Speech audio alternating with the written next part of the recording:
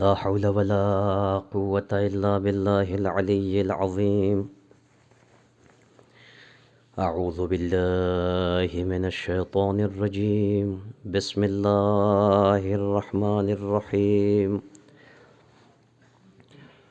الحمد لله أهل الحمد وولي والدال عليه والمجازي به والمثيب عنه حمدا يزيد ولا يبيد ولا ينفد جل جلاله وعظم سلطانه وتعالى مكانه وتقدست أسماؤه واتصلت آلاؤه فلا يدركون الواصفون صفته ولا تبلغ الأوهام كنها معرفته فهو كما وصف نفسه إلها واحدا أحدا صمدا لم يلد ولم يولد ولم يكن له كفوا أحد.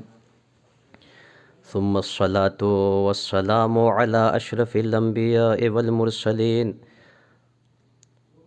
أبي الزهراء محمد وآله الطيبين الطاهرين المعصومين المنتجبين الميامين واللعنة الدائمة على أعدائهم أجمعين من يوم عداوتهم إلى يوم الدين. أما بعد فقد قال الله تبارك وتعالى في محكم كتابه المجيد وهو أصدق الصادقين وقوله الحق. بسم الله الرحمن الرحيم. ونريد أن نمن على الأرض ونريد أن صلوات پر محمد وآل محمد.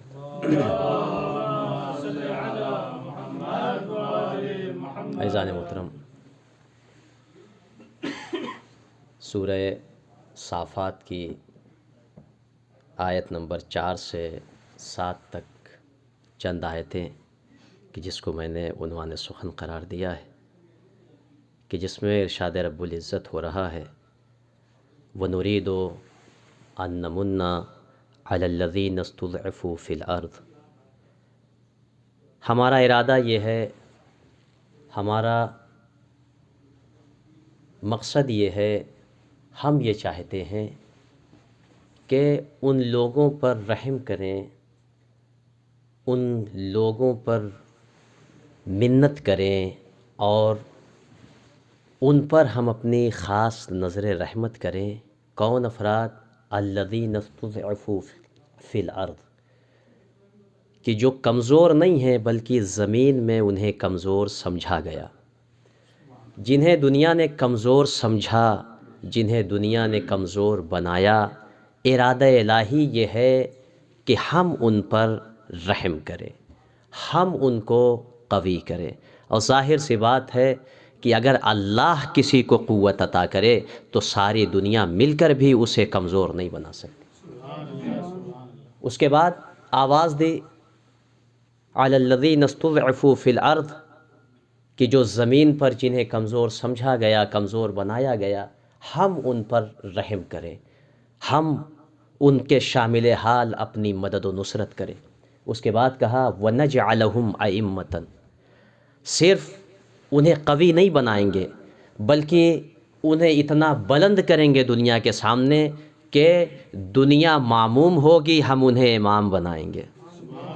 یعنی وہ قیادت کریں گے، وہ رہبری کریں گے، وہ ہادی ہوں گے. وَنَجْعَلَهُمْ أَئِمَّةً، صرف ائمہ نہیں بلکہ آگے آواز دی وَنَجْعَلَهُمُ الْوَارِثِينَ، اور اسی کے ساتھ ساتھ ہم انہیں وارث بنائیں گے، وراثت انہیں عطا کریں گے.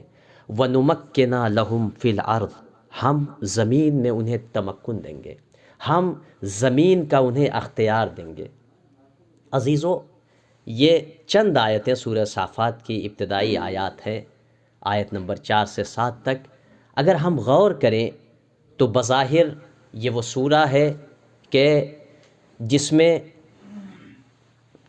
حضرت موسیٰ علی نبینا علیہ وآلہ السلام اور فرعون کا تذکرہ ہو رہا ہے۔ سیاق آیت اگر آپ دیکھیں تو سیاق و سباق کے اعتبار سے یہ آیت بنی اسرائیل میں نازل ہوئی، یعنی جو بنی اسرائیل کے مستضعفین تھے، جو طبقہ تھا کہ جن کے اوپر فرعون ظلم و ستم کر رہا تھا، اس کے سلسلے میں آواز قدرت آئی کہ تم نے انہیں کمزور بنایا، تم نے ان پر ظلم کیا، ہم انہیں بلندی عطا کریں گے۔ گویا اشارہ جناب موسیٰ ہیں اور جناب ہارون ہیں اور ان کے چاہنے والے۔ لیکن وہیں پر حضرت رسول اکرم صلی اللہ علیہ وآلہ وسلم کا ارشاد گرامی ہے، مولا کائنات سے مخاطب ہوئے اللہم صلی اللہ علیہ وسلم، اور مخاطب ہونے کے بعد ایک مرتبہ کچھ گفتگو کر رہے ہیں کہ اسی اثنا میں رسول اسلام کی آنکھوں سے آنسو جاری ہو گئے، رسول رونے لگے اور آواز دی، اے علی انتم المستضعفون فی الارض، یہاں پر زمین میں جو کمزور اور مستضعف سے مراد تم اہل بیت ہو، اے علی ہمارے بعد تمہیں کمزور بنایا جائے گا، ہمارے بعد تمہارا حق چھینا جائے گا۔ یعنی رسول نے بتا دیا کہ یہ آیت بھلے ہی سیاق و سباق کے اعتبار سے جناب موسیٰ کے لیے ہو، ان کی قوم کے لیے ہو، لیکن جو فخر موسیٰ و عمران ہوگا، جو فخر موسیٰ و ہارون ہوگا، یہ آیت اس کے بھی شامل حال ہوگی۔ کیوں نہ ہو؟ اس لیے کہ رسول نے خود فرما دیا، یا علی انت منی بمنزلت ہارون من موسیٰ، اے علی تم کو مجھ سے وہی نسبت ہے کہ جو ہارون کو موسیٰ سے نسبت تھی۔ اس کے بعد صرف یہ ایک آیت نہیں بلکہ متعدد آیات ہیں کہ میرے پاس وقت نہیں ہے کہ ساری آیتوں کو آپ کے سامنے گوش گزار کروں، آپ بہتر جانتے ہیں۔ اس کے بعد دوسری آیت میں، دوسری روایت میں ارشاد ہوتا ہے، ارشاد معصوم کہ وفینا نزلت، یہ آیت ہم اہل بیت کے لیے نازل ہوئی۔ خود مولا متقیان غالب کل غالب حضرت علی بن ابی طالب علیہ الصلوۃ والسلام کا ارشاد گرامی ہے، مولا فرماتے ہیں کہ المستضعفون ہم آل محمد، یہ مستضعفون اس آیت میں کون ہیں؟ آل محمد ہیں۔ اس کے بعد ایک عجیب روایت میری نظر سے گزری، ابن ابی فاختہ، یہ روایت تفسیر فرات کوفی میں موجود ہے، اور اسی کے ساتھ ساتھ علامہ طبرسی نے بھی اپنی تفسیر میں اس روایت کو ذکر کیا ہے، تھوڑے سے اختلاف کے ساتھ۔ ابن ابی فاختہ، فرزند ابی فاختہ، ہمارے اور آپ کے چوتھے امام حضرت امام زین العابدین علیہ الصلوۃ والسلام کی خدمت میں حاضر ہوئے، تو امام نے ان کو دیکھا اور ایک مرتبہ آواز دی، اتقرأ القرآن، اے فرزند ابی فاختہ کیا تم قرآن کی قرات کرتے ہو، قرآن کی تلاوت کرتے ہو؟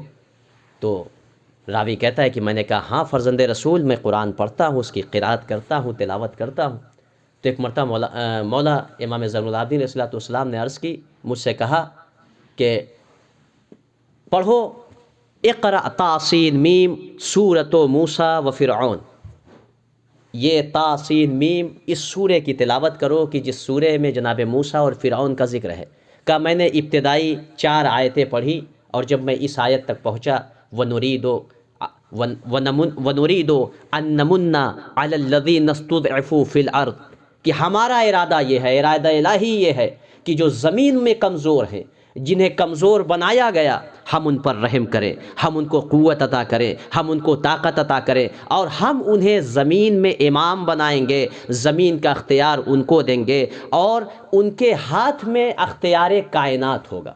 اس کے بعد جیسے ہی اس سورے پر، اس آیت پر میں پہنچا تو ایک مرتبہ امام کے لب ہلے اور امام نے آواز دی، اے فرزند ابی فاختہ ان الابرار من آل محمد و شیعتہ، آل محمد کے، اہل بیت کے جو ابرار ہیں، جو نیک ہیں، جو امام ہیں، اور ان کے شیعہ اسی طریقے سے ہیں بے منزلت موسیٰ و اشیائہ، کی جو منزلت موسیٰ اور ان کے چاہنے والوں کی ہے، یعنی موسیٰ اور ان کے اشیاء اور اتباع کرنے والے ان کے چاہنے والوں کی جو منزلت ہے، وہی آل محمد اور ان کے چاہنے والوں کی منزلت ہے۔ وہیں دوسری روایت میں ایک جملے کا اور اضافہ کیا، وَإِنَّا أَعْدَاءَنَا اور ہمارے دشمن ویسے ہی ہیں کفرعون و اشیاعہ، کہ جیسے فرعون اور ان کے چاہنے والے ہیں. یعنی امام نے معیار بتا دیا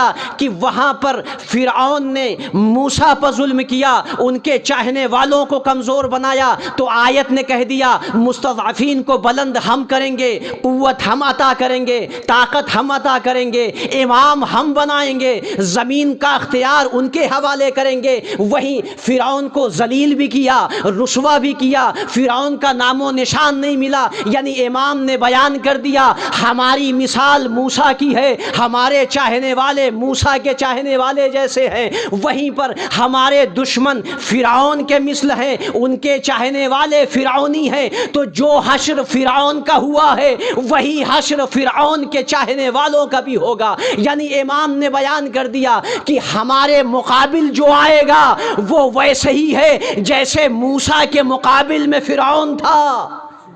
تو اب جو عذاب فرعون اور اس کے چاہنے والوں کا ہے وہی حشر ہمارے دشمن اور اس کے چاہنے والوں کا ہو. ایک صلوات پڑھے محمد و آل محمد پر. عزیزان محترم، آپ بہتر جانتے ہیں اگر کوئی چیز کسی کی وراثت ہو، کسی کی ملکیت میں ہو، تو صاحب یعنی وارث جو ہوتا ہے، جو مالک ہوتا ہے، وہ جیسے چاہے اس میں تصرف کرے، کسی کی اجازت کی ضرورت نہیں ہے. کیوں؟ اس لیے کہ وہ اس کا وارث ہے. اللہ اکبر. یعنی وارث وراثت میں جیسے چاہے تصرف کر سکتا ہے، کسی کے اذن کی ضرورت نہیں ہے، کسی کے اختیار کی ضرورت نہیں ہے، اس کی ملکیت ہے، وہ جیسے چاہے تصرف کرے. عزیزو، یعنی قاعدہ یہ ہے، قانون یہ ہے کہ جب وارث کی وراثت ہو تو وارث کو حق ہے اس وراثت میں جیسے چاہے تصرف کرے، اس وراثت میں جیسے چاہے اختیار دکھائے. یعنی مالک کو اپنی ملکیت میں تصرف کرنے کا پورا اختیار ہوتا ہے. اللہ اکبر. قرآن نے آواز دی وَنُمَكِّنَ لَهُمْ فِي الْأَرْضِ، ہم زمین میں انہیں تمکن دیں گے، زمین کا اختیار ہم انہیں عطا کریں گے. وَنَجْعَلَهُمُ الْوَارِثِينَ، ہم انہیں وراثت عطا کریں گے. یعنی قاعدہ یہ ہے کہ وارث جیسے چاہے وراثت میں تصرف کرے، مالک جیسے چاہے ملکیت میں تصرف کرے. اب اگر رسول کے بلانے پر لمحے میں کوئی مدینے سے خیبر پہنچ جائے تو تعجب نہ کرنا، اس لیے کہ وارث زمین بھی یہی ہے، مالک ارض و سما بھی وہی ہے. اب اگر یہ اشارہ کر دیں چاند دو ٹکڑے ہوتا ہوا نظر آئے تو تعجب نہ کرنا. اب اگر ڈوبے ہوئے سورج کو اشارہ کر دیں، ان کے اشارے سے واپس پلٹ آئے تو تعجب نہ کرنا، اس لیے کہ وارث جیسے چاہے وراثت میں تصرف کرے. ایک صلوات پڑھے محمد و آل محمد. تو ہم نے ہر دور میں وارث کو رکھا، زمین پر اختیار دیا. ہمارے اور آپ کے 7ویں امام حضرت امام موسی کاظم علیہ الصلوۃ والسلام، راوی کہتا ہے کہ میں امام کے سامنے بیٹھا ہوا تھا، میں امام کے سامنے حاضر تھا کہ ایک مرتبہ امام کاظم علیہ الصلوۃ والسلام نے آواز دی کہ ان اللہ لا یخلی الارض من حجت، اللہ اپنی زمین کو اپنی حجت سے خالی نہیں رکھتا. یعنی اللہ کی جب تک زمین باقی ہے حجت الہی کا وجود باقی رہے گا. اس کے بعد امام نے آواز دی وانا حجت اللہ فی ارضہ، یاد رکھنا اس وقت اگر اللہ کی حجت کوئی اس کی زمین پر ہے تو میں موسی کاظم ہوں.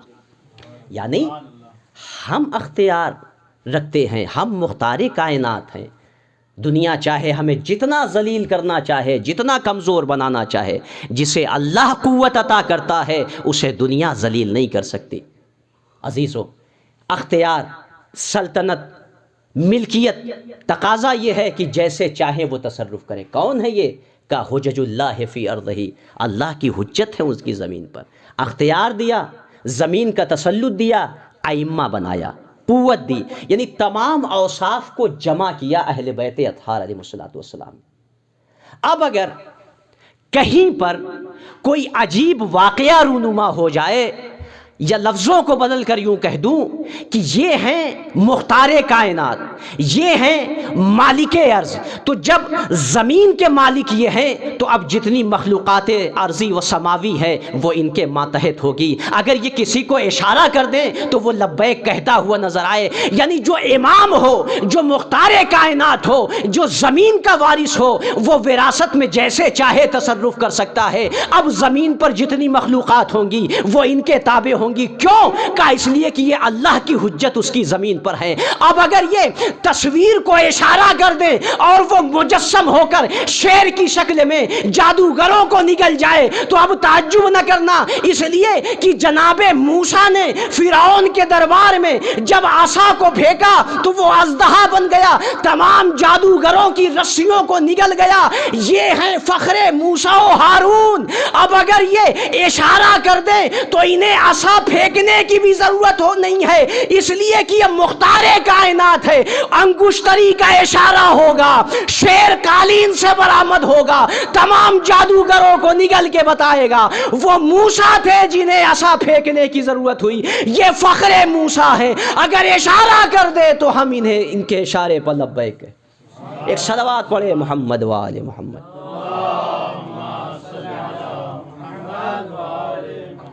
تو عزیزو، دربار ہے ہارون کا، بلایا، ذلیل کرنا چاہا، جادوگر آیا. ایک مرتبہ امام بیٹھے ہوئے ہیں، جیسے ہی ذلیل کرنا چاہا، وہاں پر ایک شیر کی، اسد کی تصویر تھی. وہاں آپ دیکھیں کہ صورت تصویر ہے، بے جان ہے، جان نہیں ہے، صرف تصویر ہے. لیکن بے جان شے بھی ان کے اختیار کو سمجھتی ہے. امام نے اشارہ کیا، شیر مجسم ہوا، ظاہری صورت میں آیا اور جادوگروں کو نگل گیا.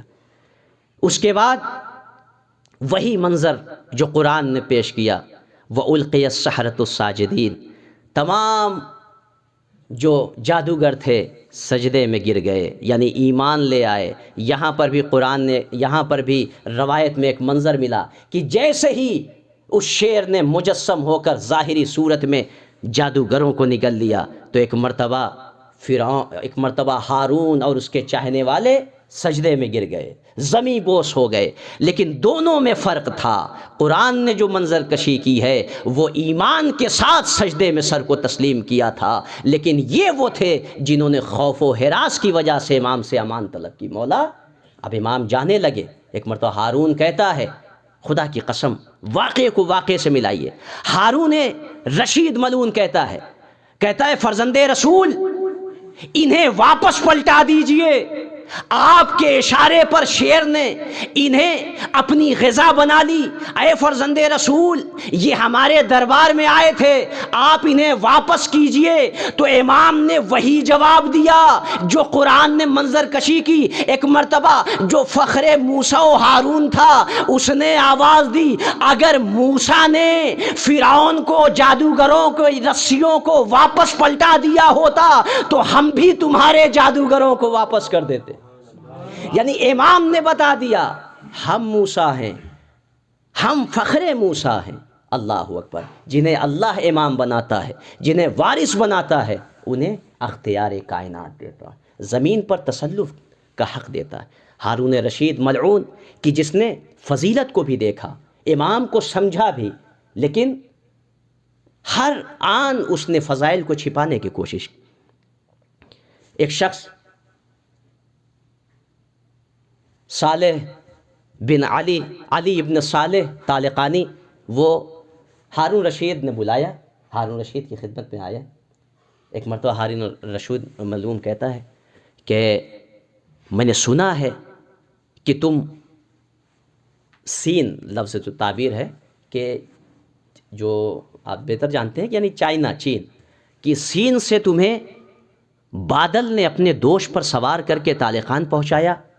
اس نے کہا بے شک، اس میں کوئی شک نہیں ہے کہ میں چین میں تھا، سین میں تھا، وہاں پر مجھے بادل نے اپنے دوش پر سوار کر کے طالقان تک پہنچایا.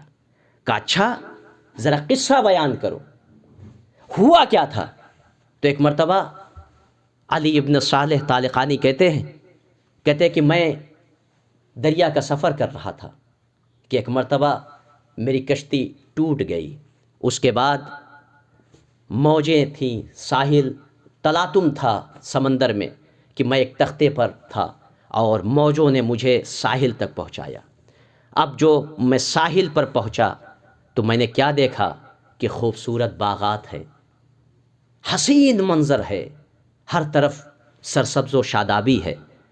میں تھکا ہوا تھا، میں پہنچا ایک درخت کے نیچے لیٹ گیا. میری آنکھ لگ گئی کہ اچانک کچھ شور و غل کی آواز میرے کانوں تک پہنچی، شور اٹھا.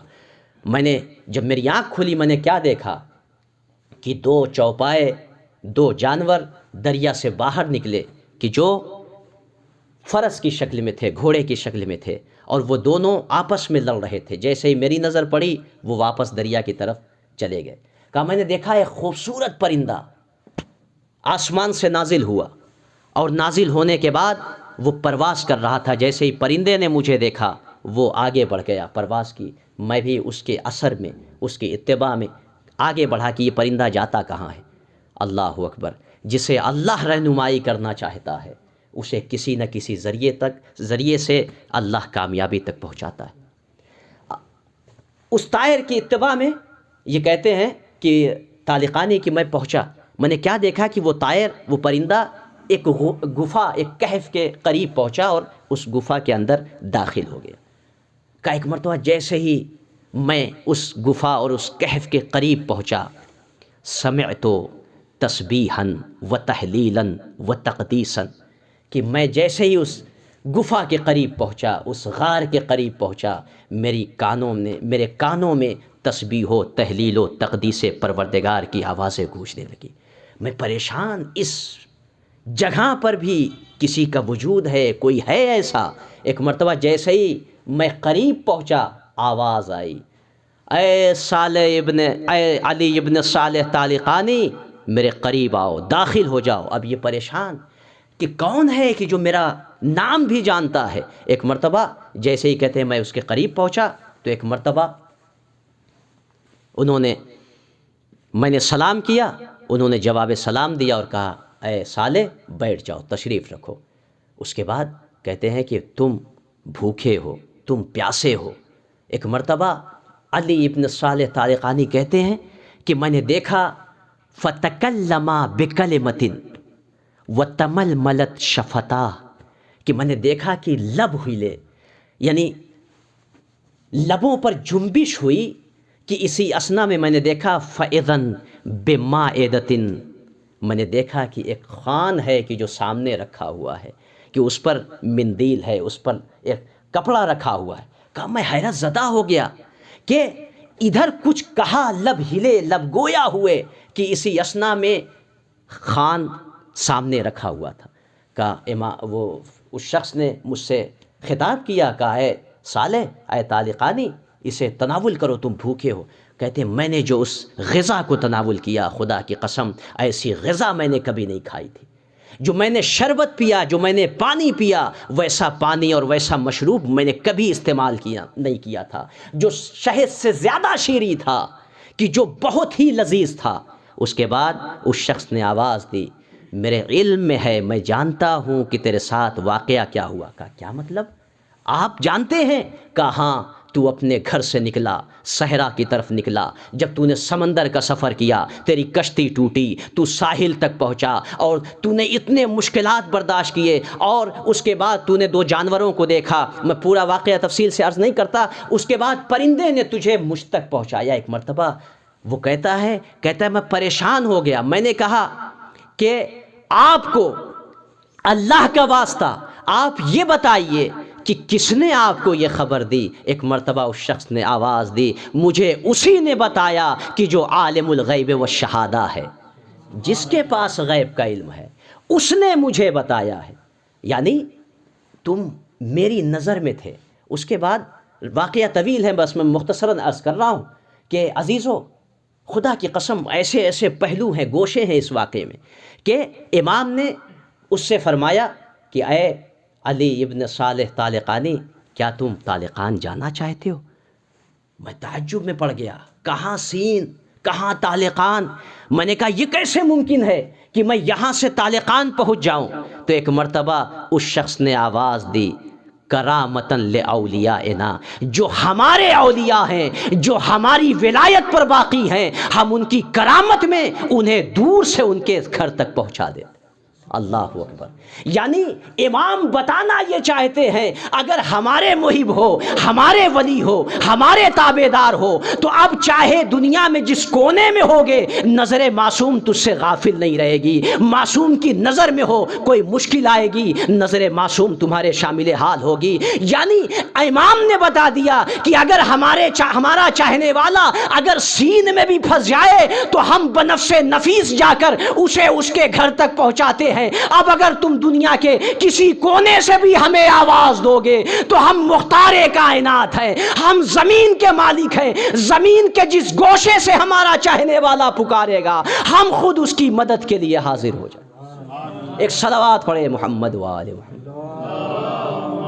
اس کے بعد وہ شخص کہتا ہے کہ امام نے آواز دی، دعا کی، اور دعا کرنے کے بعد امام نے ایک جملہ کہا، الساعہ الساعہ، فوراً اسی وقت کا اسی اسنا میں نے دیکھا ادھر لب معصوم پر جنبش ہوئی کہ ایک مرتبہ بادلوں کے کئی ٹکڑے کہف کے قریب اس کے دروازے پر رکنا شروع ہوئے۔ اللہ اکبر۔ ندائے معصوم کا اثر یہ تھا کہ سحاب قطعاً زمین پر اترنا شروع ہوئے، کہف کے قریب پہنچنے لگے، اور ایک مرتبہ آواز دی بادلوں نے، السلام علیک یا ولی اللہ، السلام علیک یا حجت اللہ فی ارض۔ یعنی بے جان کو پتا ہے کہ ارض الہی پر حجت کون ہے، اللہ کا ولی کون ہے۔ یعنی ملکیت، سلطنت اور حکومت کے بیس پر، حکومت کی وجہ سے اپنے کو خلیفہ رسول کہنا اور ہے، لیکن اختیار کائنات کی وجہ سے عرض الہی پر اس کی حجت ہونا اور ہم حجت الہی ہیں۔ یہ بادلوں کو پتا ہے کہ اللہ کی زمین پر اس کی حجت کون کا۔ اس کے بعد میں تعجب میں پڑ گیا، کئی بادلوں کے ٹکڑے آتے گئے۔ ایک مرتبہ اللہ اکبر ایک جملہ کہنا چاہتا ہوں، کہا ادھر لب ہلے، ندا دی الساعہ الساعہ، بے جان بادل ندائے معصوم پر لبیک کہتے ہوئے آ گئے۔ اللہ اکبر۔ یعنی بے شعور و بے عقل و شعور شے کو اگر معصوم ندا دے دے تو وہ لبیک کہتے ہوئے آ جاتی ہے۔ وہ کیسے باعقل و شعور تھے کہ رسول بلاتے رہے وہ بھاگتے رہے۔ اس کے بعد یہ کہتے ہیں امام نے پوچھنا شروع کیا، اس شخص نے، کہاں کا ارادہ ہے؟ کہا فلاں زمین پر۔ کہا رحمت کے عنوان سے یا نقمت کے عنوان سے، عذاب کے عنوان سے؟ وہ بادل جواب دیتے رہے، امام ودا کرتے رہے۔ کہا ایک مرتبہ اسی اسنا میں ایک خوبصورت بادل کہ جس کی روشنی بہت زیادہ تھی وہ آیا، اور آنے کے بعد آواز دی، السلام علیک یا ولی اللہ، السلام علیک یا حجت اللہ فی ارضہ۔ اے اللہ کی حجت تم پر سلام، اے ولی الہی تم پر سلام۔ کہاں کا ارادہ ہے؟ ایک مرتبہ وہ بادل آواز دیتا ہے، اریدو الطالقان، میرا ارادہ طالقان کا ہے، سرزمین طالقان تک جانا چاہتا ہوں۔ کہا اچھا رحمتن او نقمتن؟ کہا نہیں، رحمت کے عنوان سے اللہ نے مجھے بھیجا ہے۔ کہا اچھا اگر طالقان جا رہے ہو تو یہ ہمارا چاہنے والا ہے، اسے اس کی منزل تک پہنچا دو۔ اللہ اکبر۔ اگر امام کا کوئی چاہنے والا ہو تو امام اسے یوں ہی نہیں چھوڑتے۔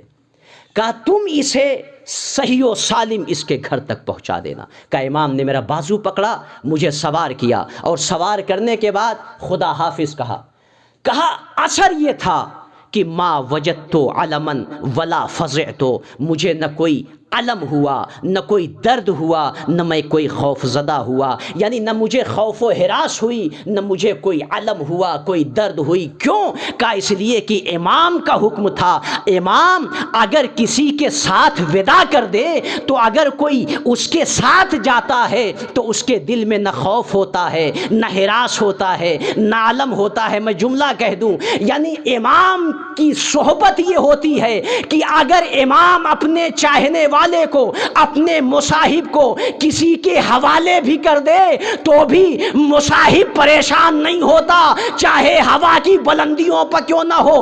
وہ کیسا صحابی رسول تھا کہ غار میں رسول بھی ہے، رسول کی صحبت میں بھی ہے، لیکن ڈر بھی ہے، خوف بھی ہے، علم بھی ہے۔ ایک صلوات پڑھے محمد و آل محمد۔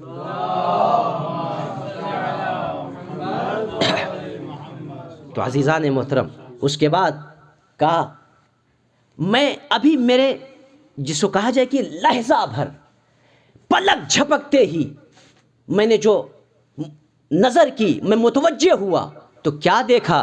وَأَنَا بِأَرْضِ الطَّالِقَانِ، کہ میں طالقان کی زمین پر ہوں۔ صرف طالقان کی زمین پر نہیں، وہ جملہ کہتا ہے کہ میں نے دیکھا تو بادل نے مجھے وہاں اتارا کہ جہاں میری زمین تھی، جہاں میرے اہل و عیال تھے، جہاں میری ملکیت تھی، یعنی امام کے اشارے سے چین سے اسے طالقان صحیح و سالم پہنچا دیا۔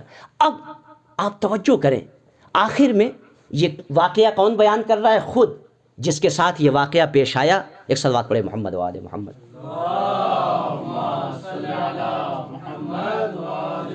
وہ خود واقعہ بیان، کون بیان کروا رہا ہے؟ خود امام کا جو دشمن ہے وہ واقعہ بیان کروا رہا ہے، پوچھ رہا ہے کہ ہوا کیا تھا۔ اچھا، جب یہ ودا ہونے لگے، ظاہر سی بات ہے محب تھے، چاہنے والے تھے، امامت کے قائل تھے، لیکن پہچان نہ سکے۔ اس کے بعد کہا میں جب پرواز کرنے کے لیے میں آمادہ ہوا تو ایک مرتبہ میں نے پوچھا اسألک بحق اللہ العظیم و بحق محمد المصطفیٰ و بحق علی والائمۃ من بعدہ، میں آپ سے اللہ کے حق سے، رسول کے حق سے، علی اور ان کی اولاد کے حق کا واسطہ دے کر آپ سے سوال کرتا ہوں، من انتا، آپ ہیں کون؟ کون سی شخصیت ہیں آپ؟ یہ ابھی نہیں جان رہے کہ خود یہ امام ہے۔ ایک مرتبہ وہ کہتے ہیں میں تو جا رہا ہوں، یہ کرامات کا خدا کی قسم میں نے یہ دیکھا ہے، لقد اعطیت امرا عظیما، آپ کو امر عظیم عطا کیا گیا ہے، علم غیب کے بھی مالک ہیں، اور آپ کی ایسی کرامتیں ظاہر ہیں جو کرامت کسی کے پاس نہیں ہے۔ من انتا، آپ ہیں کون؟ بیک مرتبہ امام معصوم نے آواز دی، وانا حجت اللہ فی ارضہ، اے صالح میں اللہ کی زمین پر اس کی حجت ہوں، میں ولی الہی ہوں، میں وہ ہوں انا المؤدی الناطق عن الرسول، میں وہ ہوں کہ جو رسول کے کلام کو لوگوں تک پہنچاتا ہوں۔ وہ اور ہوتے ہیں کہ جو اپنے کو خلیفہ رسول بنا دیں، وہ اور ہوتے ہیں کہ جو کلام رسول کو منطبق کریں، میں وہ ہوں۔ اس کے بعد کا مجھے پہچانا نہیں، انا فی الیوم حجت اللہ فی ارضہ، اللہ اپنی زمین کو حجت سے خالی نہیں رکھتا، میں اس وقت اس کی زمین پر اس کی حجت ہوں۔ وانا موسیٰ بن جعفر الکاظم، میں موسی کاظم ہوں، تمہارا امام ہوں۔ یعنی امام نے بتا دیا کہ زمین حجت سے خالی نہیں ہے، چاہے جیسا بھی دور ہو، ہر امام دور میں امام معصوم کا وجود ضروری ہوتا ہے۔ ایک مرتبہ ہارون نے، بس میں گفتگو مکمل کر رہا ہوں، ہارون خبیث نے جیسے ہی یہ واقعہ سنا، ایک مرتبہ حکم دیا کہ اسے قتل کر دیا جائے، اسے قتل کر دیا جائے۔ جملہ کہتا ہے لا یسمع احدا، تاکہ کوئی ایک اس واقعے کو نہ سن سکے۔ اللہ اکبر! یعنی ہارون نے فضائل موسیٰ بن جعفر چھپانے کے لیے خود اس شخص کو قتل کر دیا، تاکہ جملہ کہتا ہے لا یسمع منہ احدا، تاکہ کوئی ایک اس فضیلت کو نہ سن سکے۔ لیکن اسے کیا پتا تھا، اس نے قتل کرایا تاکہ کوئی ایک اس فضیلت کو نہ سن سکے، لیکن اللہ نے انتظام یہ کیا کہ صرف اس دور میں نہیں، 14 صدیوں بعد بھی یہ فضیلت موسی کاظم تمام لوگوں تک پہنچے گی۔ چاہنے والے بھی اس فضیلت کے مقر ہوں گے، دشمنوں تک بھی یہ فضیلت پہنچے گی۔ یعنی ظالم چاہے جتنا چھپانا چاہے، اللہ جسے عزت دیتا ہے نہ اسے دنیا کمزور کر سکتی ہے، نہ اسے دشمن ذلیل کر سکتا۔ اس نے قتل کیا تاکہ کوئی ایک اس واقعے تک نہ پہنچ سکے، لیکن اللہ نے 14 صدی بعد بھی اس واقعے کو منتشر کر دیا۔ دوست تو دوست، دشمن بھی فضیلت موسی کاظم کا مقر ہوگا۔ یہ ہے فضیلت امام۔ اللہ اکبر۔ امام کی فضیلت یہ ہے، امام کا اختیار یہ ہے، لیکن امام کو کاظم الغیظ بھی کہا جاتا ہے۔ دشمنوں نے ہر اعتبار سے اذیت دینا چاہی، لیکن امام مسکرا کر اذیتوں کو برداشت کرتے رہے۔ یعنی امام بتانا چاہتے ہیں کہ تمہاری اذیتیں ہمارے عزم و استقلال میں کمی کا باعث نہیں بن سکتی، ہمارے عزم و استقلال میں جنبش نہیں کر سکتی۔ تم ہمیں ہمارے گھر سے جدا کر دو گے، تم ہماری فضیلت کو چھپاؤ گے، لیکن ہم مختار کائنات ہیں۔ زمین کا تصرف، اللہ اکبر، جو سین سے اپنے چاہنے والے کو طالقان پہنچا سکتا ہو، کیا وہ قید خانے کی قید سے آزاد نہیں ہو سکتا؟ نہیں، لیکن اللہ نے جو امتحان، جو مصائب، جو آلام ہمارے لیے رکھا ہے، ہم اس کی رضا پہ راضی ہیں۔ اگر ہمیں مسجون کیا جائے تو ہم سجن پر بھی راضی ہیں۔ اللہ اکبر۔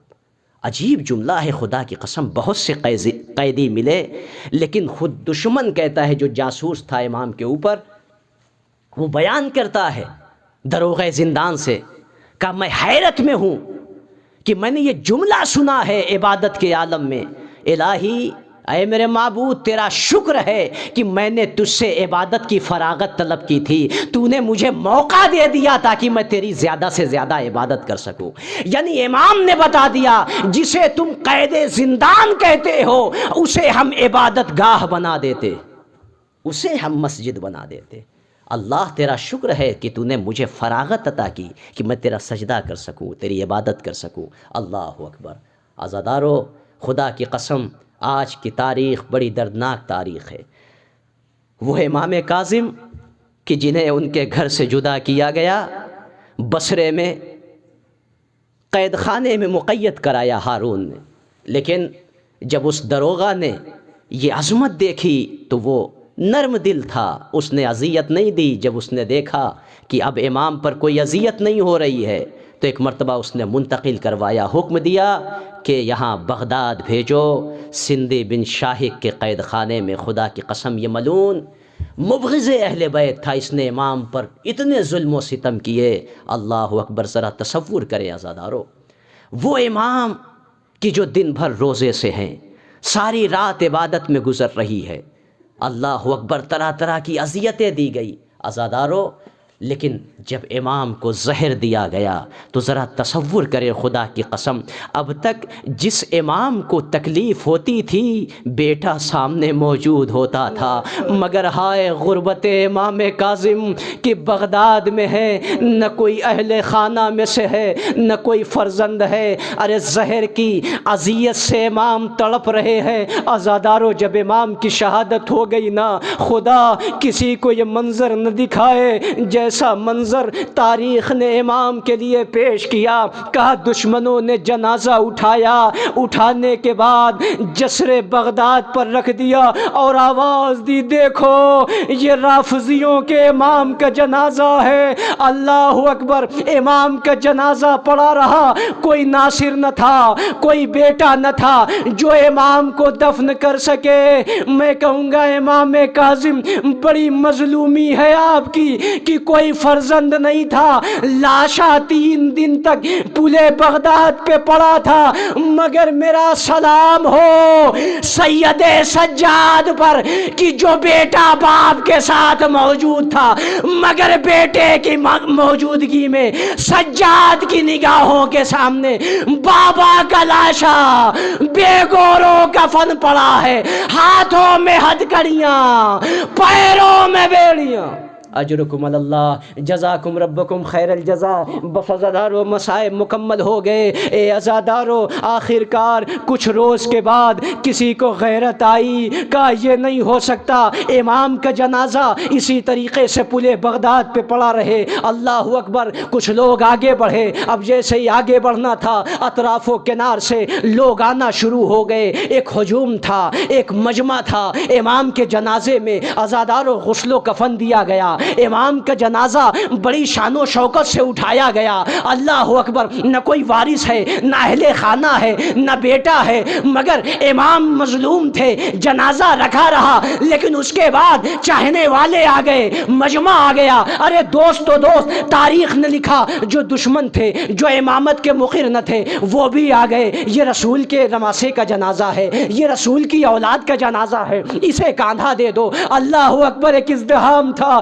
میری نگاہوں نے ایک لاشا اور دیکھا جو بے گور و کفن اڑیاں زمین پر پڑا ہے۔ ایک بیٹا ہے جس کا عالم یہ ہے کہ چہرے کا رنگ متغیر ہو رہا ہے۔ آواز دی، اے میرے لال سید سجاد، یہ کیسا منظر ہے؟ کہا ہے پھوپھی اماں، ارے ذرا تصور کیجئے، جس کا جوان موجود ہو اس کے بابا کا لاشا۔